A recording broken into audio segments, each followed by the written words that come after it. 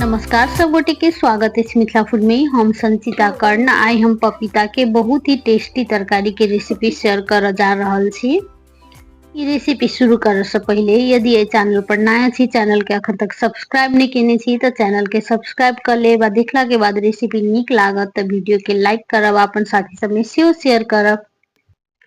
ई पपीता के तरकारी बिना लहसुन प्याज से हम बनेलिए। मैथिली में पपीता के अरनेमा के नाम से सेहो जानल जाय छै।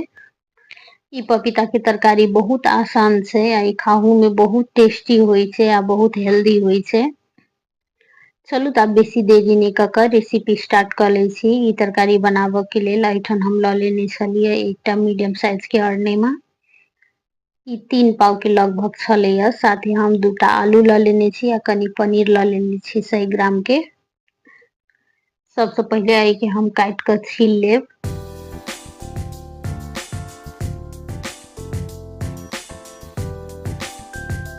एठन हम पपीता के नीक जगह से छील कर 2 टुकड़ा में काट ले लिया। तै के बाद आई के हम छोट छोट पीस में काट लेब। आई के जे बीच के बिया वाला भाग छै तै के हम हल्का ऊपर से छील कर निकाल लेब। तरकारी बनबैत काल एकरी ऊपर के पार्ट निकाल देला के बाद आई के हम छोट छोट टुकड़ा में काट ले छी। अहिना कहे तो हम सब पपीता के काट कर रेडी कर ले लिया। तै के बाद आलू के सेहो हम अही शेप में काट ले छी जेना हम पपीता काटने छलिए।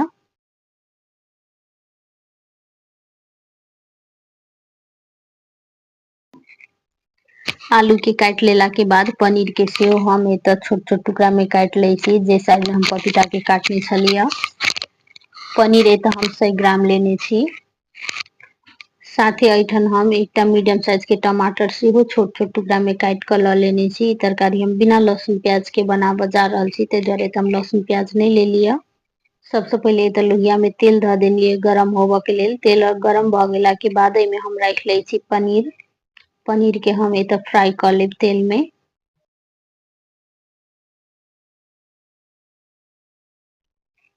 एठन हम पनीर के 2 से 3 मिनट के लेल फ्राई कर लेलिए। दुनू साइड से एकर हल्का कलर चेंज भ गेलिए। तै के बाद ए के हम निकाल ले छी एकटा प्लेट में।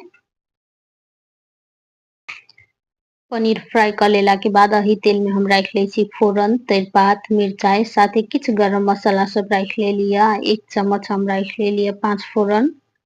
ई सब कनिक लाल भ गेला के बाद एमे हम राख ले छी टमाटर। एत हम लहसुन प्याज नहीं रखलो हां, अहाँ चाहू त लहसुन प्याज राख के भी बना सकै छी। 1 मिनट के लेल टमाटर भूज लेला के बाद एमे राख ले छी आलू साथे जे पपीता काट के रखने छलिए से। 1 चम्मच राख लेलिए नून। नून एत स्वाद अनुसार कम बेसी राख सकै छी। 1 चम्मच हल्दी पाउडर। आब ए के नीक जगह से चलेबते पहले मिक्स कर ले छी। तै के बाद ए के हम झाँप के 10 मिनट के लेल छोड़ देब। ऐसे तरकारी में पानी छूटते। ताबे इम्हर हम जे पनीर फ्राई क के रखने छलिए तै में हम गरम पानी ध के झाँप के राख दै छियै। एहि से पनीर बहुत फ्लफी और स्पंजी बनै छै।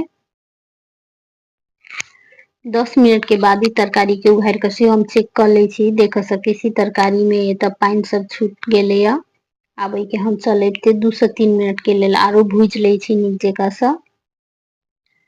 तरकारी एठन आधा भुजा गेल छै। आब एमे हम राख ले छी मसाला सब। आधा चम्मच मिर्ची पाउडर, 2 चम्मच जीरा धनिया मिक्स कैल वाला पाउडर, साथे 1 चम्मच राख लेलिए काश्मीरी लाल मिर्च पाउडर। ई करू नहीं होय छै, बस हम कलर के लेल रखलो हां। आब ए के चलेबते 3 से 4 मिनट के लेल आरो भूज ले छी। एठन हम 3-4 चम्मच के लगभग पानी राख ले छी जैसे कि मसाला जरे नहीं आ नीक जगह से तरकारी में मसाला भुजा जाय। तै दुआरे एत हम पानी राख के ए के सेहो हम झाँप के 10 मिनट के लेल आरो भूज लेब। गैस के फ्लेम एकदम मीडियम लो क के। 10 मिनट के बाद एत तरकारी देख सकै छी नीक जगह से भुजा गेल छै। एमे तेल सब सेपरेट होबे लागल छै। आब ए के हम नीक जगह से चलेबते मिक्स कर ले छी। देख सकै छी एत पपीता नीक जगह से सिद्ध भ गेल छै। आलू सेहो सिझ गेल छै। आब एमे हम राख ले छी पनीर जे हम झाँप के रखने छलो हां गरम पानी में। ए के साथ साथ आधा गिलास हम आरो पानी राख लेलिए। आब ए के हम 5 से 7 मिनट के लेल आरो नीक जगह से बड़का लेब। पानी एत कम बेसी अहाँ राख सकै छी अहाँ अपन आवश्यकता के हिसाब से। तै के बाद एमे राख लेलिए 1 चम्मच गरम मसाला। आब ए के हम झाँप के 3 से 4 मिनट के लेल आरो बड़का ले छी। तरकारी के बड़कैते त 4 से 5 मिनट के लगभग भ चुकल छै। आब एमे हम सबसे लास्ट में राख देलिए किछ धनिया के पात। ताहिके बाद हम गैस ऑफ कर देलिए। तरकारी हल्का ठंडा भ गेला के बाद एके हम निकाल ले छी एकटा बर्तन में। देख सकै छी तरकारी देखते कते टेस्टी लाग रहल छै। ई पपीता के तरकारी एना के बहुत ही टेस्टी बने छै पनीर के साथ में। एकर ग्रेवी भी देख सकै छी अहाँ के विश्वास नहीं करते कोई जे बिना लहसुन प्याज सब बनेने छी ई तरकारी। देखते बहुत टेस्टी छै आ खाओ में बहुत टेस्टी बनल छला। एना क पनीर के साथ में पपीता के मिक्स क बहुत ही टेस्टी तरकारी बना के तैयार कर सकै छी। बहुत हेल्दी होय छै। ओहनो पपीता तो सब केओ जानते हेबे बहुत हेल्दी होय छै। एना के पपीता के तरकारी के रेसिपी एक बेर जरूर ट्राई करब। आ केहन बनल अहाँ सबके तरकारी सेहो कमेंट बॉक्स में बताएब। साथे कोनो किस्म के सलाह सुझाव हेते सेहो कमेंट करब। आ कोनो दोसर चीज के वीडियो देखऽ चाहे छी सेहो हमरा कमेंट में जरूर बताएब।